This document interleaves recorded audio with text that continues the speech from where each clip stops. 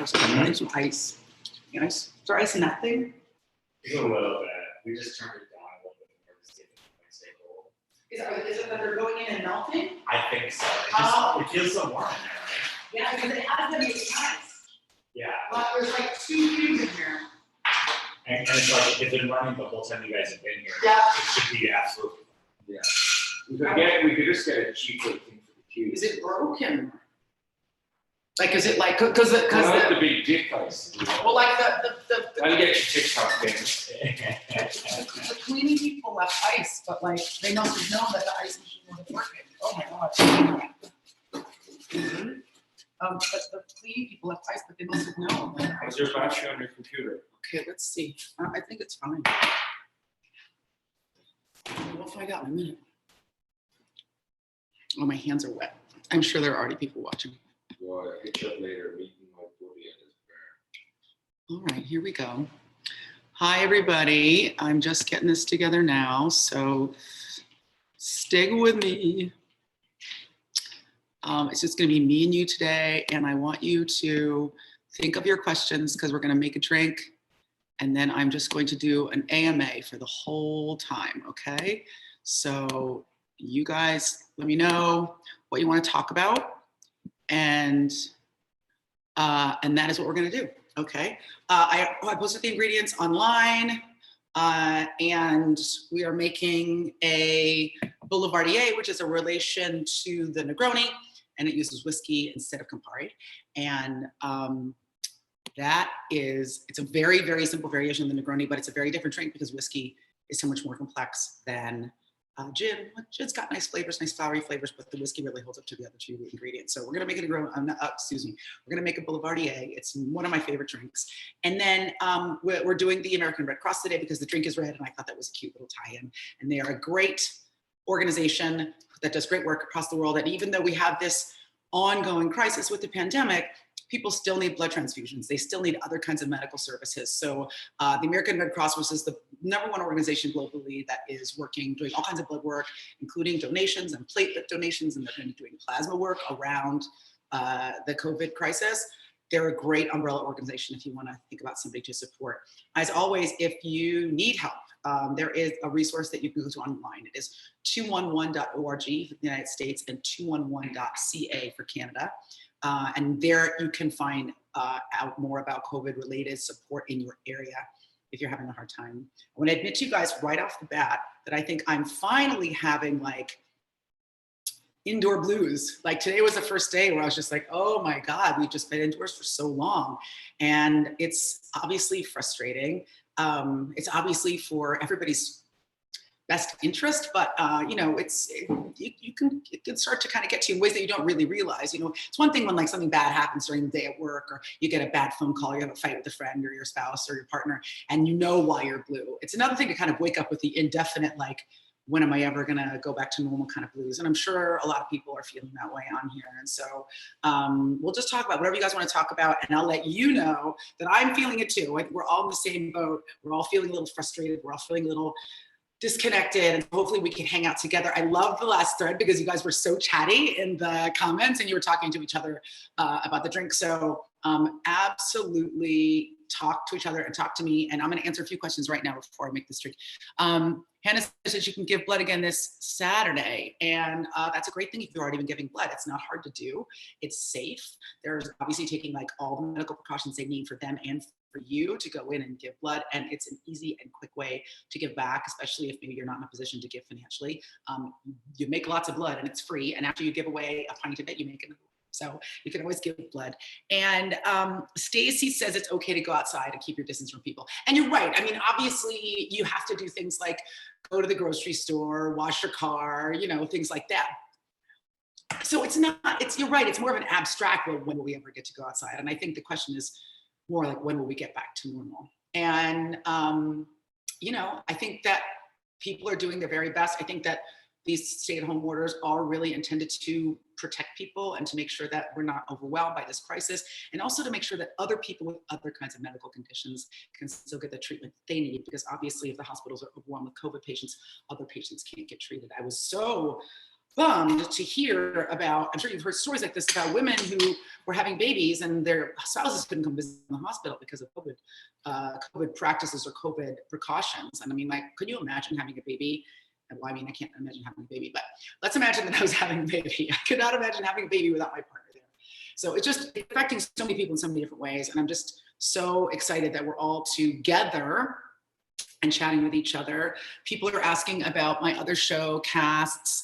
You know, I do a live stream every Monday, right before Whose Line Is It Anyway, the Whose Line guys, and that's at 4 o'clock on the West Coast and 7 o'clock on the East Coast. And we just kind of like shoot the shit and we answer questions. So if you want to hang out with the Whose Line guys, it's at 4 West Coast, 7 East, 4 West Coast, 7 East Coast on Wayne's YouTube page, which is the official Wayne Brady. So you can always visit us over there, and that's quite fun. I love those guys, and we try to be funny when we can, and we try to cheer each other up when we can.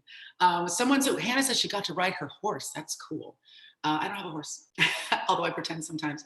And David says his friend has lost 5 of his friends. I think that's, that's the truth of it. I've been really lucky. I haven't had any personal losses, although I have had quite a few close friends get sick, and I had not any that I've interacted with recently, but ones that I have on in different cities. And my uncle actually contracted COVID and was just released from the hospital, and we're really worried about him because he had a lot of classic comorbidities. He's in a wheelchair. He's had some big surgeries, and he made it through, which we're really grateful for. So if you ever want to talk to somebody who thinks that it's not real, it's very real. It's affecting lots of different people. And I'm just glad that we're doing our best to try to keep from spreading it around. Yeah, Stacey, they do try to be funny, just like they try to be funny on the show. But it's great. I always love having that conversation. I had a great night last night. My episode of Roswell aired. That was really fun. Lots of great comments online. So thanks for everybody who watched that. If you haven't watched it, you can watch it on your DVR at any time. It's episode 209, the 9th episode of season 2 on the CW. And Whose Line is airing for the next few weeks. I think we might be taking next week off. And then we'll be back both with the live chat and with Whose Line and on the following Monday. So why don't we make our drink? Oh, let's see. I do want to talk to everybody. Someone was saying, could I just please shelter a place for the Criminal Minds cast? We talk quite a bit online. I'm hoping to get us together for some kind of a live Zoom soon. But we're all very spread out. But we are cooking something kind of cool and fun. But I think that Matthew is going to post in a little while. And so keep an eye out for that. I'll post about it when that comes out. We just literally had a big long chat yesterday and today, and we're all keeping in close touch. And I often use Kirsten's spirits on my show because she's got her own distillery, and I love using her stuff, and she's close by, and she's so great. And her company's also making, I'm going to show you guys this. This is pretty cool. One second.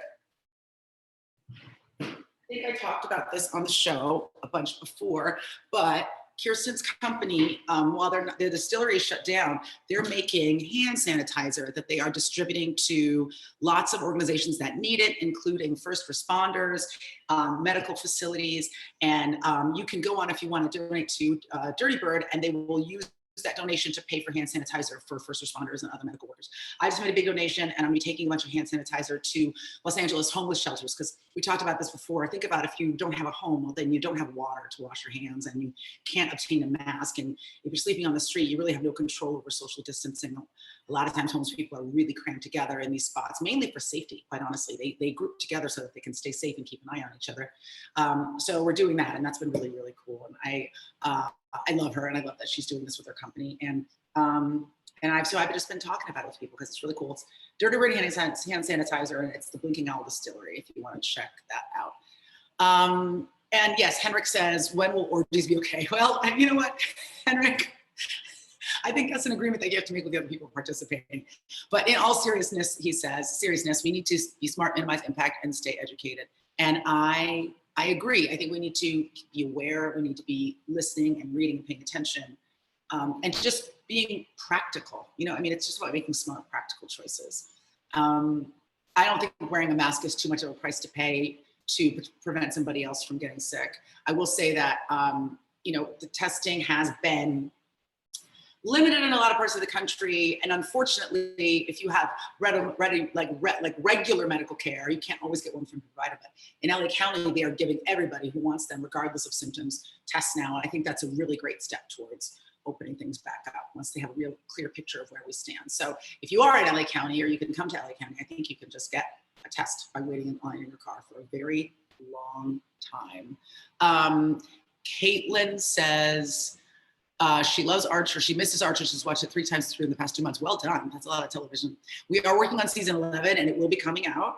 I'm not quite sure when. We've done all the voice work and so we're just waiting for the animation to finish. But obviously everything is really delayed because they can't go into the office. They're all animating from home. But it's great that at least Archer can be made from home. And I'm really excited that that's going to happen. It's going to come out because honestly, there's not a lot of television. There's not a lot of new stuff being made. So like, we're going to run out soon. I mean, if that's even possible. Let's make this drink and then I'll answer more questions. So this is the Boulevardier. It was invented in the 1920s during Prohibition. There was an American writer who moved to Paris, I'm assuming to get away from the fact that you couldn't drink here, which I think is a good reason to move to Paris, and started a magazine called Le Boulevardier, which really means kind of like, well, the literal word is like the boulevard person or the boulevard man. But I think more abstractly, it was kind of like the talk of the walk or the man about town. Anyway, so this, maybe the English translation is the man about town. It has 3 ingredients in equal proportions. It's very easy to make. I am sheltering in another location for the next week, and I did not have my big bar with me, so I just am going to use some Courage and Stone instead of normal whiskey because that's what I have in hand. But whiskey is it's whiskey, Campari, and sweet vermouth, and here we go. So it's typically 1 ounce, 1 ounce, and 1 ounce, but it's just proportions. So whatever proportions you feel excited about, it's just one of each of those. So 1 Campari, and then 1 vermouth, and 1 whiskey. And for those of you guys who are making this drink along, tell me how you're doing. And for those of you who are not making this drink along, tell me what you're drinking. It doesn't have to be alcoholic. It can be anything, no pressure. But this is just a chance for us to hang out. So you should get down however you like. All right, so those 3 ingredients, whiskey, Campari, and sweet vermouth. And you just stir them up until they're cold, and then you pour them out. It's very, very easy. And then I'm going to answer some more questions. Oh, okay. This is a really good one. Megan says, do you feel like you've successfully balanced your consumption of educational and comfort content during quarantine? Do you have any recommendations for either? Stand by while I grab a glass, and I will answer that question immediately. So that's a really good question, Megan. I don't know that I have. I think I've mostly been watching comfort content. Because what I do is I wake up in the middle of the night in a panic, like I'm sure most of you have done, and I roll over and I grab my phone and I read the news. And that is not comfort content whatsoever. But sometimes you can kind of go down like a little rabbit hole of reading the news. Here we go. Here's this beautiful baby. 2 seconds. And really kind of get consumed by it, get really, really anxious. I'm going to double garnish this because I feel fancy. And I've got my handy dandy dried orange slices, but if you have fresh orange, you could use a fresh orange peel. That's a very common garnish for this. I've got these little orange slices that I'm determined to use up because I bought thousands of them for an event and I still have 900 of them left. I'm trying to find one that's a good size for this glass. Yeah, okay, here we go. All right. Here is the Boulevardier. It's one of my favorite drinks ever. It's a really good evening drink. It's a really good, well, I'm not gonna say morning drink. It's a really good happy hour drink. So cheers to everybody who's out there drinking. And thanks for being here. Stacy says, so many great cocktails came from the Prohibition era, ironically. And it's not ironic, actually, because it was such a prolific time because there were all these speakeasies where they would kind of entice people in by giving them this elevated experience. And also the quality of the cocktails weren't that great back then. We were talking the other day about bathtub gin. A lot of people were doing moonshine and other kinds of spirits at home without very good resources. And so the quality of the spirits weren't very high. And so a cocktail might have been a really good way to mask some of the poorer efforts that people made to make these cocktails. But I also think that, it's kind of like, when you're trying to eat healthy and then all you can think about is cupcakes. I imagine that's what was going on during Prohibition. People were just desperate for a good time, so they couldn't stop thinking about new ways to enjoy themselves. No one else is here, so the stuff on the spoon line. All right, here we go. Let's see what other questions we have here, Dr. Pepper. I'm not driving anywhere, Invader Pet. I'm staying right here. A whole bunch of water. Good. Responsible 20-year-old, and you're following the rules, and I'm very proud of you. That's Caitlin. Hendrik says he's drinking Angel's Envy bourbon while trying to figure out how to get Swedish punch. Oh, yeah. The problem is you can't order spirits from out of the country. You used to be able to. I used to buy a lot of whiskey from England, and that's very hard to do now. But I bet you can buy Swedish punch here somewhere. If you look online, you might be able to find a store that will ship to you from inside the States. So that might be a good idea if you're looking for that. I'm also going to ask everybody, the people who are watching on Facebook, you can also tweet me questions because I'm only seeing the YouTube feed questions. So if you have questions on Facebook, since I can't look at Facebook and YouTube, but I can look at Twitter occasionally, go ahead and tweet me some questions for this feed. Okay. Oh yeah, and the For Creativity was awesome. It was awesome because people were just kind of, missing cocktail experiences and wanted to invent new things. It was a really fertile time right during Prohibition and then right after, as like the explosion of bars came back and people were inventing new things and new experiences and interacting with each other, which is how human beings work, how the human mind works. Oh, that drink looks so pretty. Thank you. That's from A. Okay.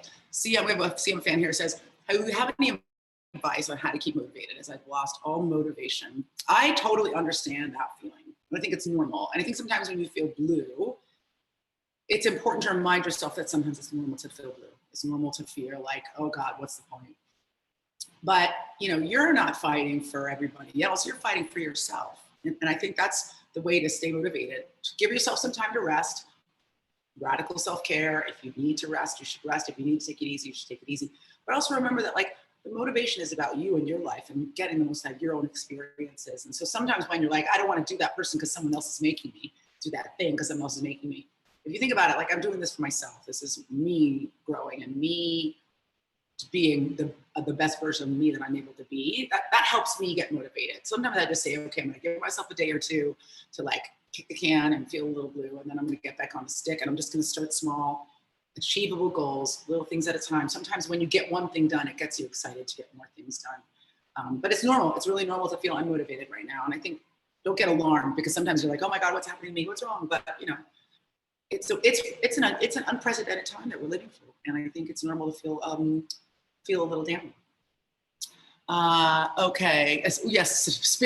Amy said she's having a lemon water because she had too much sangria yesterday. Yeah, I understand. Drinking a Paloma, oh yeah, lavender soda with gin. That's nice. Diet cream soda. You guys are on fire. I like all the variety here. Oh, everybody wants a date with Matthew. I don't think Matthew is a mystery. He's an international man of mystery. I don't know who he's dating. He's dating the galaxy. Pink gin on ice. God, you guys are a classy bunch. Very, very cool. Very cool. Angel's Envy bourbon. We already talked about that. That was wonderful. I think you guys are doing very, very well. Now, David, I don't even know if this is real. So answer my question. David says his sister lives in Prague and they've made it mandatory to go outside. And I mandatory to go outside? Text me some more context here because I don't quite understand that. I do know that there are parts of Europe where, Sweden is the specific one where they are saying that they just want everybody to contract CB and then eventually they'll reach a herd immunity status. They also have a very high contraction and death rate in Sweden. Not to beat up Sweden, I love Sweden and I can't wait to go back there. The result has been what we expected, which is that they have a much higher level of people catching the disease and also of dying from it. And I don't know. I think we're just dealing with something we've never dealt with before, and everybody is trying to figure out the best way to approach it. We haven't really done a great job, but hopefully we're getting better. Beth says, "Am I playing any video games?" So Beth, I just got Red Dead Redemption 2. We haven't started it yet because I've been strangely doing a lot of charity work and it's taken up a lot of time. But I'm excited to play that. I want to go back and play The Last of Us because I never finished it because I was so emotional. It was such an emotional game that I put the controller down and I never went back to it. So I want to play that. But I always love recommendations. So if people have a good recommendation for me, I would love. I probably gonna maybe like do Black Ops, so Black Ops games. I love those like big tactical combat games. I love to snipe. So I'm gonna get back to that, I think, in the future. Let's see. So this is good. Here we go. First place I want to travel to. It's a good question. I don't know. I really miss traveling. I love to travel. I know it's easy to talk about now when we're all stuck in the house, but I do love to travel. I feel like I might want to just go see my parents because I can drive to them, but I don't want to really. With my dad, he had a stroke and a few years ago, and stroke is a big one of the symptoms of COVID. So I'm just really avoiding my parents until we're sure that we're in good shape here. I've gotten tested a couple of times. I've been lucky that I've tested negative, and I'm trying to be as cautious as I can. So that I can not bring anything bad home to my parents. But I think that would be the first thing I'd do is go see my dad. What comedian or improviser do I think it would be cool to see on Whose Line? That's a really good question. That's from Invader Pet. You know, we've had so many good people, and the improv world is pretty small. So like a lot of the ones that we've had on before, and my two favorite fourth chairs. Well, I have so many. We have so many great fourth chairs. I love Gary Anthony Williams. We did a sketch show together years and years ago, and we've done a couple projects together. I did Reno 911. It would be great to have all the guys from Reno 911 on. They're coming back with a new series. I think. Let me look it up. I think it's on. I want to say it's on some stream. Quibi, maybe Quibi. Let's see. And I love all of them.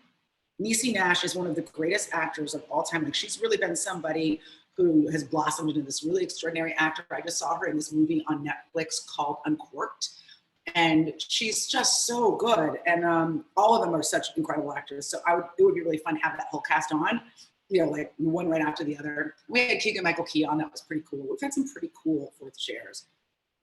This is not what I wanted to find out. I wanted to just find out when they're coming on to Quibi. How irritating. But yeah, so it's on Quibi. So Reno 911 is on Quibi. I have no relationship to Quibi. I'm not financially indebted to Quibi. I love Reno 911, but everybody is back. Everybody's back. Joe Trulio and Cedric Yarbrough and, oh my God, Niecy Nash, everybody, Thomas Lennon. So it would be great to have those guys on Whose Line if and when the show ever comes back. Do I have a favorite motivational book? That's from Beth.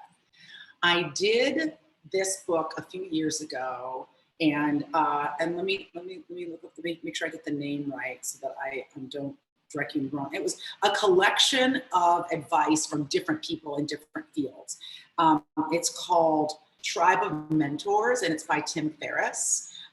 If you don't know who Tim Ferriss is, he's the guy who did the 4-Hour Work Week and the 4-Hour Body. He's written a lot of other books besides that. We're friends. We did a home and away. I was on his podcast. He was on mine. You can find my podcast. It's still, the last 10 episodes are still available for free online, and then it's a really small fee if you want to get the app, girlonguy.org, not .org.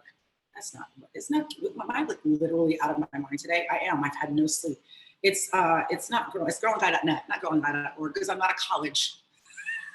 Girlonguy.net is the website. Don't go to girlonguy.org or girlonguy.com, by the way. Girlonguy.net. And you can get access to the app. You can download it for the iOS and the Android platforms, and you can listen to his episode. He's a really smart guy. He's a life hacker. His whole goal is to kind of help people find the best way to do things, the fastest way to get fit, the fastest way to get healthy, the ways to improve your sleep, all kinds of stuff. So he did a book called Tribe of Mentors, and it's a collection of essays from a lot of different people who are all successful in their fields. And the cool thing about it is that I did a chapter in there, but there's lots of other amazing writers that and entrepreneurs and business people and athletes and all kinds of stuff in there. So that would be a really cool book if you wanted to check it out, because it's a very comprehensive book with lots of advice about not just how to reach your professional goals, but how to advance your personal goals. I mean, if it's like being happier, being more rested, forming better relationships with people close to you, reframing how you see success, and it's not about money and about fame or about, you know, how many people you know, that it's really about your own personal satisfaction. So it's a great book, The Tribe of Mentors. Tim Ferriss. Guys, I slept a lot. I'm like, I think it's just the inside-itis that I have today. Okay, let's see. What else do we have here? What do I get most excited about, acting or directing? Well, this is from Bootjay. I'm going to pronounce that word Bootjay. Or Bajay, like, hey, Bajay, come back. I really like acting, but I do prefer directing. And that is because I enjoy, when you're an actor on set, you know, your job is really mostly to care for yourself. You know, your lines, you're hitting your marks, making sure that you're creating, you know, a character that feels compelling and authentic. And that's great, that's fun, you know, and then also, you know, listening to your acting partners and supporting them. But when you're a director, you get to take care of everybody on set. You really get to care for everyone. And I prefer that. I prefer coming in and helping other people do their best work and really empowering them to excel. And I get really excited when somebody comes in with a great idea and we get to put it into practice. So I really do prefer directing. Also, I don't have to put on any makeup.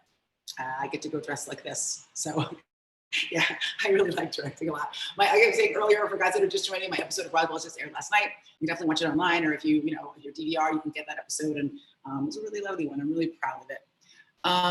All right. Uncorked was set in Ms. Nikki's hometown. It was a great movie, a really good movie. Okay, let's see. Virtual hot tub wine machine with the CM girls. Well, yes, the CM girls are going to do a virtual hot tub wine machine, but no one is ever going to see it with us. That's just lady time. That we're not going to put that online. But yeah, we've been talking about getting together virtually for a while, so we're going to try to make that happen really soon. And maybe we'll. I would really like to get the cast together again. Maybe we'll just do the girls and do an online chat if we can for charity in the upcoming weeks. What is Megan says, or Megan, I think it's Megan, says, what is your fondest memory from bartending or the service industry? Asking as a student, formerly working in restaurants, to pay my tuition with a lovingly complicated relationship with the industry. Yeah, I think you're right. It is complicated. I mean, I remember lots of bad things that happen, and I don't mean anything like, you know, kind of devastating, but, you know, you have like the jerk who's like, you know, asks your name and then calls you from across the restaurant every 5 minutes, like you work just for his table, or the people that don't tip, or the people that, you know, don't look you in the eye. I always hate that when like people don't even look at a server, you know, I mean, that's a person over there. I try to be as gracious as I can in restaurants, and because I was a server and a bartender, I tip like a maniac. Even when the service is bad, I always tip. But I think like the thing I loved most about being a bartender and a server was the camaraderie of the staff. And, you know, when you go back into the kitchen and everybody's laughing and talking and engage with each other at the end of the night, when you close the restaurant down, everybody sits at the bar for a drink. You know, people who run and work in restaurants are really hardworking people. It's such a hard job and it's such long hours, and you do have so much, you can have a lot of intense negative energy that comes flying at you from people whose food is too fast, too slow, too hot, too cold, it's too loud in here, it's not loud enough. And it's nice to kind of sit with your colleagues and chill for a little bit. But I loved it because I love people. I really did like interacting with people. And I like making people happy. And I've said on the show a lot that one of the reasons why I love bartenders and one of the reasons why I liked bartending is because really a bartender's job is to make people happy. That's really what they're there to do, to kind of see what you need and give it to you, and not too much of it, not too little. Know when you want to talk about your problems, know when you want to be left alone. A lot of them are really funny and entertaining, and it's rare to meet an asshole bartender. And when you do, it's kind of shocking because sometimes they're just not like super friendly, but when you really meet a jerk, it's always a shock because they're like, wait a minute, I thought these were my good time friends. So yeah, I did love bartending, and I bartended since then. Like I've gone and done some like charity-based bartending things, and I just love it. I love the speed of it too. I love when the bar is busy and everybody wants a drink and you're kind of like setting them up and knocking them down. I love making people happy. I really do. I think that's probably why I loved it and why I like what I do now. Let's see, what else? Do I have any new directing? Oh, here, let me answer this question first and then I'll answer that one. So Robbie says, do you see yourself writing your own motivational or inspirational books? So Robbie, I've written 2 books. The first one was called Swerve. It came out in like 2007, I would say. And then I have another book called Self-Inflicted Wounds, and I feel like that came out in like, what is it, 2012, I think, like that. I mean, my memory of time was never very good, and now that we're living in this weird wormhole where the space-time continuum does not apply, I could have these dates all wrong, but I think it was around 2012. And both, neither of them are motivational books, but they all have a motivational kind of core, especially Self-Inflicted Wounds.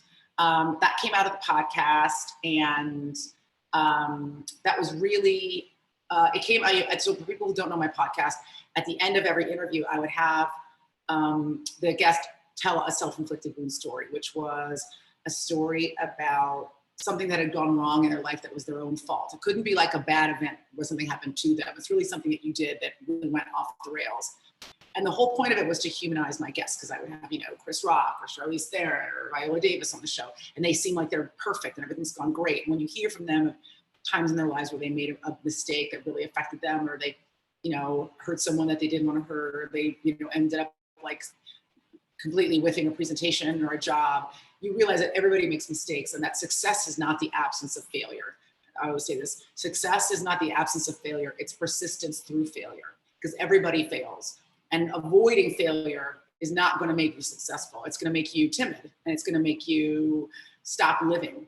So if you can really embrace failure as an aspect of being alive, and also as an aspect of success, if you can really stipulate to the idea that you're going to try everything that you can, and sometimes it's just not going to go your way, but that's not an indicator of your ability or your value or your strengths. If you can really lean into the idea that occasionally you're just going to stumble and fall, and the whole idea is to pick yourself back up again and keep going, you're not only going to have a lot more successes because you're going to be trying a lot more, but you're also going to fear risk less, because risk is just an inherent aspect of being a human being. So the book is all kinds of funny stories about things that have gone wrong in my life that were my own fault.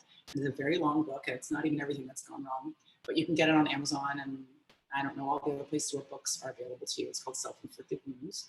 And who knows, I'm sure I've already done enough bad things since then to write another book. Amy says that quarantine casual is the best part about working from home. She dresses like me. I know, I'm trying to go, if I have to do an on-camera meeting, I try to kind of dress up. But today I put on the sweatshirt earlier, and it was just so cozy that when it was time to come do this with you guys, I just didn't want to take off. And like, I'm trying not to fall into the pee hole, the pajama hole, where I'm just like never out of my sweats. But it was so cozy, and I just thinking of taking it off like really made me sad, so I left it on. I'm just gonna be cozy in my weird cutoff sweatshirt, and I think there's nothing wrong with that.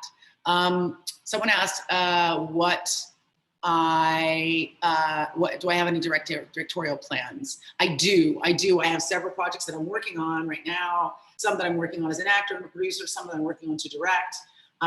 If you guys haven't watched it already, Speech and Debate is out right now. You can see it on all of Stephen Amell's social media platforms, on his Instagram, IGTV, and I think it's also on his Facebook page, Stephen Amell, STEPHENELL. He co-stars with me, and it's a short film about two speech and debate coaches who are each other's arch nemesis and are continually fighting and being very mature as they race to be #1 in Texas. We are shooting more episodes of that digitally and with social distancing measures in place, and hope to be sharing cool stuff with you guys very soon. And I have a lot of other friends that are working on digital projects that we're hoping we could shoot while in quarantine. And also a couple of films that as soon as we get out of quarantine, I'm hoping to direct. So I'll be directing hopefully more episodes of Roswell whenever that show comes back. So lots of things in the hopper. It's just that things are a little uncertain. Here in Los Angeles, they just extended the safer at home order until July. So we don't really know what our work year is going to look like, because we don't know when we're going to get to go back to work. So we're all trying to reconfigure. I mean, we are not essential workers, the end. However, everybody consumes entertainment and people really love it. And when you're stuck at home, it's nice to have stuff to watch. So we're trying to find a way to pivot so we can continue to create and continue to bring people entertainment and things that break up the monotony and bring them joy and enjoyment and emotion and laughter, while still following the rules. And that's really a big question mark for all of us here. For me and all of my friends that work in this creative space, is we want to continue to bring you fun stuff and still, be safe. So we're really working very hard on that, and I hope we're gonna find a way to figure all this out. But it's definitely a work in progress for us. For me, I know I haven't quite figured out how it's all gonna work, but I am on it. Let's see. Yeah, so answer that question. And do I have a favorite animated show other than Archer Kingdom? I'm answering truthfully, even though I'm on it, Archer is my favorite animated show. And it was even before I was on it. Well, let me clarify. When I got offered that part, they sent me the drawings for the characters. They sent me the drawing for Archer and they sent me the drawing for Lana, and I think for Mallory. And what I remember thinking was it was some of the most beautiful animation art I'd ever seen. And I still feel that way. I don't think there's another show that looks as good as Archer. It has this very smooth, suave kind of 1960s, you know, I mean, it looks the way it should. It looks like a sexy James Bond movie from the 70s. And since then, I've seen lots of other shows that I think are really funny, but nothing that I think is as beautiful as our show. And I'm really, really proud of it and really proud to be a part of it. I mean, everybody likes Family Guy. Everybody likes The Simpsons. Those are great shows, very funny. Oh God, there was this show that was on for like one season on FX about this rapper. And I wish I could remember the name of it because it was so funny and I really loved it. But it only made it one season and it was just so entertaining. And I want to look it up. It was really, really funny. I don't know if it was like too edgy for people, but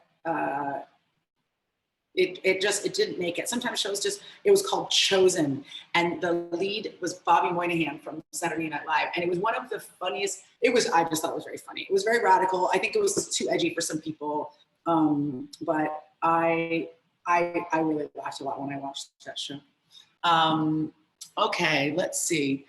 Hannah, I'm not going to put your whole comment on blast, but I'm going to read. Hannah says that someone offered her a banned substance as a tip. And that is weird. I agree, and inappropriate and also illegal. Okay. Oh, Henrik wants to know, what is the URL for the bartenders organization? Absolutely. US Bartenders Guild is the organization that we're talking about. And they are working to support bartenders at our work. I also want to mention the Lee Initiative, LEE, because they are doing something very different. US Bartenders Guild is part of the Tip Your Bartender campaign, right? Trying to just send some support to bartenders that are out there and probably aren't going to be able to work for a very long time because the bartending industry can't pivot to takeaway and to delivery the way that the restaurant industry can. But also the Lee Initiative is doing something much more specific, which is that if you're an out-of-work restaurant worker, you can go to a Lee Initiative participating restaurant and get food and critical supplies. I mean, actually just get food that you can take home to feed yourself and your family, and also cleaning supplies and masks and stuff like that. So US Bartenders Guild, and I think it might be, well, just Google US Bartenders Guild because I don't have the URL memorized, and the leeinitiative.org, leeinitiative.org. But I'll look it up for you guys because I'm not afraid to do it while we're all here together. Leeinitiative.org is the Lee Initiative, and Bartenders Guild is usbg.org, usbg.org. So check those out. Nashay says she loves mixing the drinks. So do I. Let's see. Which of the projects or shows that I worked on am I the most proud of? That's so hard because I've been very lucky to do some pretty cool stuff. There was stuff that I didn't have anything to do with. Like I was on Friends, but I can't really take credit for that show. It was a big hit and I was just lucky to get that job. I really loved making Top Soup. That was probably my first big break, where I had a real job where I was the host. And it was such a fun show to make. And I think we really evolved the nature of that show over the time I was there, from like a clip show to more of a sketch and improv and a bit show. And I'm really proud of what we did with that show. I loved Criminal Minds, and I love Archer, and I love Who's Line. Oh my God, I'm super slutty. I like them all. That's all. I'm very grateful. I am really happy to be directing more television and film, and so I'm really proud of Access, my movie. That was my first feature-length film. You can watch that everywhere right now. Access is on Amazon, on demand, Vudu. What's the other? Vudu, Crackle, and also on Peacock. So it's available everywhere. It's AXIS, and that's a movie that I made in just a week, in just 7 days, on a very small budget for a feature film, less than about $190,000. And we made it very, very quickly. And I thought, well, I'll just make this movie so my mom can watch it. and ended up going to like 10 festivals and winning some awards. So I'm really proud of that one because it was tough to do. It was hard to make a movie. Movies typically take like 3 or 4 months to make, and we made it in a week. And a real movie at the end. We actually had a movie at the end, which was really incredible. The music in it is all by the Silver Sun Pickups. So there's no the Silver Sun Pickups, which is an LA band, really cool, really talented, amazing indie band here in Los Angeles. And I'm just really proud of every aspect of that film. It was written by Emmett Hughes, who also stars in it. It's a really extraordinary actor and artist from Ireland, and it's a great movie. So if you want something to watch while you're home, it's called Axis. It's a very strange fever dream of a movie about a guy trying to turn his life around. He's driving in a car across LA, and he's stuck in the car and he can't get out.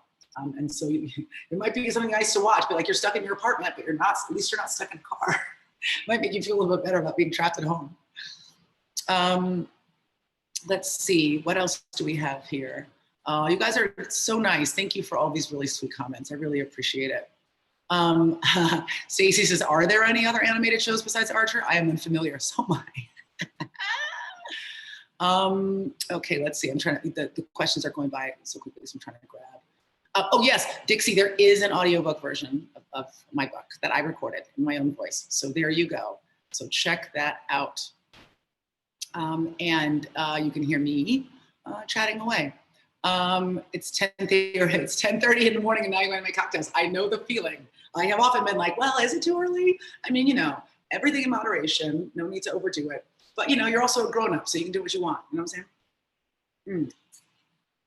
Okay. Thank you guys thanks for, Bache says, I love to see on the screen, but I appreciate what I prefer to do. Well, hopefully what I'll get to do is keep acting and also directing. I think a really good example of that has been Affleck, who, sometimes acts, sometimes directs himself. Clint Eastwood did that for a long time. He both acted and directed. So hopefully I don't have to give one up for the other one. I'd like to keep doing all of it. Let's see, does anyone have plans to film or broadcast these projects? Oh, you mean like things I'm working on? Some of them don't have a home yet. Some of them you'll find out about when they're done. It's hard to explain, like if your movie's in development, where you're gonna be able to see it. A lot of times, a lot of different parts or pieces have to fall into place before you guys get to take a look at it. But some of the digital stuff you'll be able to see online, like Speech and Debate, you can see right now on Stephen Amell's Instagram, and it might also be on YouTube. But if you just Google Speech and Debate Aisha Tyler, you'll find it. And that stuff will be going up online. I'm hoping to create some other digital projects you'll also see online. That's my big plan, is to, in the interim, when we're stuck not being able to go back to work, I can create some digital content that you guys can enjoy right away. I just directed it on a music video, and that's gonna come out really soon. So some stuff you'll be able to see online very, very soon. Henrik says, I'm in self-isolation and it's my birthday. Well, I'm happy that you're here. Happy birthday. I'm glad we were all able to get together for your birthday. What has been your experience with script development? This is from Megan. Writing collaboration as a producer or director. Does the script come alive for you during pre-production or production? It depends on the project.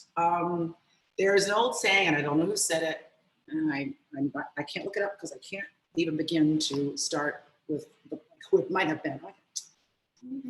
The counter's a little sticky. But it goes something like, there's the movie that you write, and then there's the movie that you shoot, and then there's the movie that you edit.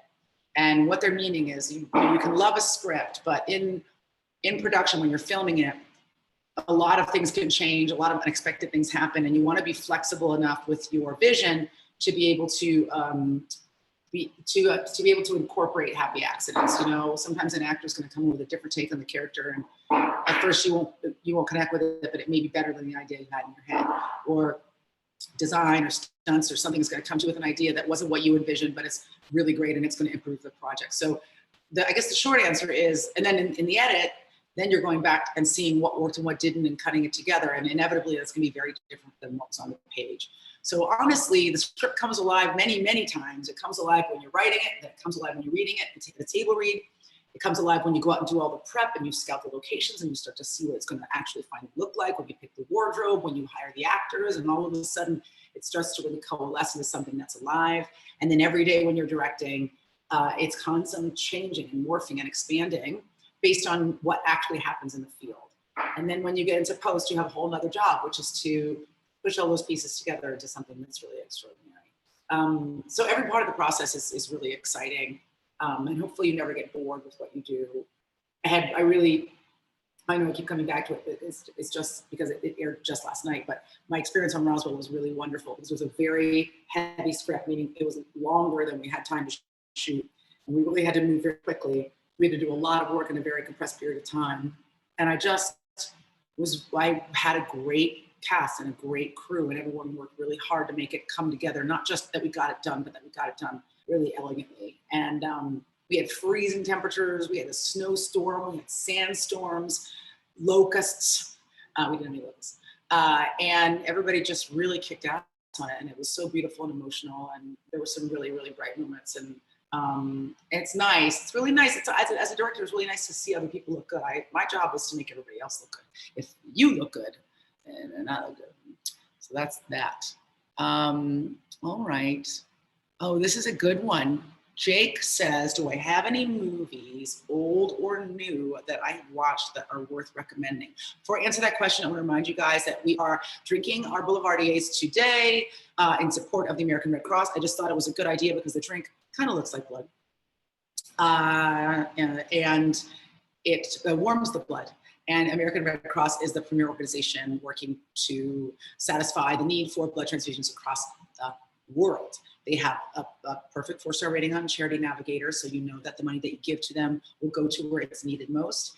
And they are also conducting safe blood donations across the country. Right now, if you go to redcross.org, is it AmericanRedCross.org, guys? Why didn't I memorize one of these URLs? I think it's AmericanRedCross.org. Let's see. But if you go to their website, you can find a blood drive right near you. It's redcross.org. See, I did know it. Redcross.org. And you can find a blood drive near you. I was looking the other day, and there were literally like 12 locations that were doing blood donations that were like near my zip code.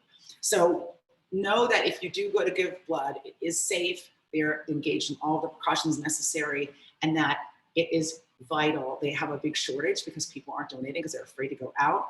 And just because we have this pandemic doesn't mean that other people aren't going to need blood for the various reasons that people need blood. And also they are engaged in both a national serology study, an antibody study where they're taking people who have had COVID, looking at their blood, trying to see if they can distill some kind of a treatment for COVID-19 from people who have recovered from it and are now creating antibodies in their blood. So if you have recovered, you could donate blood for that reason if they take your plasma, or if you just want to donate blood because you want to help somebody in need. They're doing great work. And they have for a very long time. It's a venerable organization doing respectable work. So, okay, so movies. Okay, this is going to be a good one, Jake, because I love movies so much, obviously. And I'm a bit of a nerd. And I don't know if you guys have been playing that. It's not a game, but you know, there's been that thing like 5 perfect movies that went around. And I had a really hard time because, I don't know, I love movies. And I think sometimes like it depends on your mood, what your favorite movie is. But I mainly named movies that like made an effect, like had an effect on me. So that's not like really, guys, I got cherry juice in my elbow. It's driving me crazy. Okay, there we go. I mean, this is quarantine life. Just got to suck my elbow in cherry juice. Had to wipe it off. So I think I just named movies that had like a big effect on me. Like either I thought I was seeing something I'd never seen before, or I was affected emotionally. And this isn't even the order that I posted them on, but one of them was, my number one most emotional movie was Friday Night Lights. I've seen Friday Night Lights 50 times. It's a perfect film. It's emotional. It's beautiful. It's a movie about sports that you don't have to be a sports lover to watch, because it's about family and about community and about how athletics affects the athlete and the people around them. I ran track in high school and I rode crew in college, and I remember that, you know, the sacrifices that you make as a teenager, you know, as a young person to your athletic program, knowing that it may never carry you past school. You know, we all kind of watch the draft and we think, oh, you know, those guys are big heroes. But, you know, for every guy that gets, you know, makes it to the big time, most people don't ever make it out. And so really it's an ephemeral experience. It lasts sometimes just until the end of high school. And it's just such a beautiful movie. It's so well directed. It's so well directed that I know how the movie ends. And every time I get to the ending, I'm like, what's going to happen? I cry every time I watch it. So Friday Night Lights, it's a great film. It's one of my favorite films of all time. Also, The Matrix. I remember when I saw The Matrix the first time, and I left the theater, and I literally was driving up on one wheel. I was so excited, and I was like, I'm going to go see that movie tomorrow. And if you've noticed, every other like action movie has changed since that movie came out. People started trying to copy that style, and many people tried and failed, and some people tried and been moderately successful. But nothing has ever been like The Matrix before, since it's such a great film. And then I put in Signs because I had just watched it, and someone's like, Signs? That's stupid. The aliens look stupid. And I was like, well, that wasn't the point of that movie. That was really a movie about grief and about family. And also, it's really funny. Like, I don't know why people don't remember how funny that movie was. It's fantastic. Like, the whole storyline with Joaquin Phoenix's character, it's just so funny. And it was the first time that like a movie could be about grief and about loss and about family and about someone feeling they'd failed, but also just have like such big laughs. I got in a big fight with my friends the other day about whether M. Night Shyamalan hadn't made a good movie since Sixth Sense, and I said they were wrong. He's made lots of great movies since then. Signs is one of them, and Split is another one. And I suggest you all go and enjoy those films. They're great films. And what else did I name after that? Oh, Die Hard. I don't know if Die Hard is a perfect movie, but it's just good every time you watch it. Honestly, it's always really good. That's all. Those are some movies. I can't think of any more right now. Let's see. Oh my God, Caitlin says that she did a paper on Archer for her English composition class, and she analyzed Archer and Lana's relationship, and LMAO is exactly my response. Oh my God, that's so funny. Wildcard Crystal Ball Lovers League Liberty gave me a group shout out. Thank you, that's super sweet. Thank you very much. Oh, Back Fork. Well, yeah, because AJ's in that movie. That's a great movie. I do like horror flicks, and I don't have any great horror flicks to recommend other than I loved A Quiet Place. I like horror. I'm not a horror expert. Do you know what I'm saying? So like, I'm not gonna be able to like give you like some encyclopedic, energy on like all the greatest horror movies. Oh, I do love the 2004 version of Dawn of the Dead. That is one of my favorite movies. That is Zack Snyder. It's his first film. It's a great horror film. It is an excellent update of a previous existing property. It's funny. It's wild. It's got great shots in it, great aerial shots, like big, high helicopter. It's great. So Dawn of the Dead 2004, that was one of my favorite movies. Ving Rhames is in it, he's amazing. So, all right, here we go. I am behind in chat, Robin, I got very behind.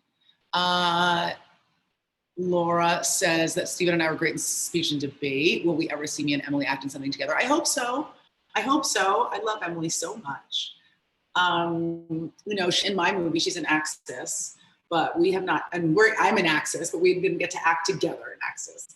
But I would love to do something with her. And we're always trying to develop projects to do together, especially now with the quarantine. I think independent projects are really going to make a comeback. Some of the bigger studios will be shut down. And so independent artists and actors and producers can get together and make some stuff that's outside of the system. I think that'd be really great. So I hope we do get to do something together, which I would really love. All right. No one is playing pool. Oh, Jake, no one is playing pool in the background. That's the ice machine. It's very strange. I agree. It's the ice machine. Ice is flying out of the ice machine, and it's very, very odd. Here we go. Okay. Yeah, so many good. Thanks for all the shout outs, guys. This is so sweet. And you guys are so lovely. Do I have a preference for directing drama versus comedy? I really like directing drama and action stuff.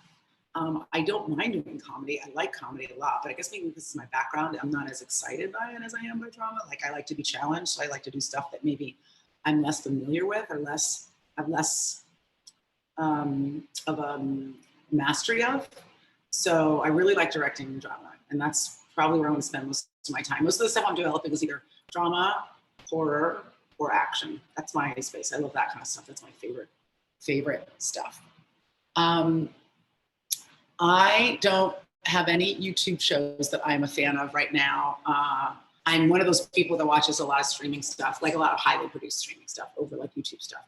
Mainly because I don't have like oodles of time. Do you know what I mean? I need to find more time to do more stuff, even though I'm trapped in the house. All right. Wow, Stacy says she's given nearly 10 gallons of blood. I'm amazed that you're alive. But she said over her lifetime, but not recently, because that would be really exciting. That would be a lot of blood. Really impressive. Do we ever get to see me in the MCU? That's from Schwartz. You know, that would be rad. I would love it. I honestly, I love the MCU. That is one of the greatest action superhero franchises of all time. They've really turned that universe into a universe. And my friends were just watching Endgame the other day, and we were all like marveling, like, just what a great movie it is. How many big stars were in it too. I love the DC too, and I'm not gonna lie to you, the comic books that I collected when I was a kid were all DC. So I'd love to jam into DC too. It might happen in TV before it happens in film, but I was just such a DC kid that I have no preferences because they're both really cool, but I'm a little bit more of a DC person. This is so funny. This is so funny. Have I ever wanted Lana to have a code name like Archer had Duchess? And if so, what would I want it to be? Well, Black Mamba's already taken. So, I don't know. Black Gold is something that my friends call me a lot of times when they're making fun of me. I think that would be a good one for her.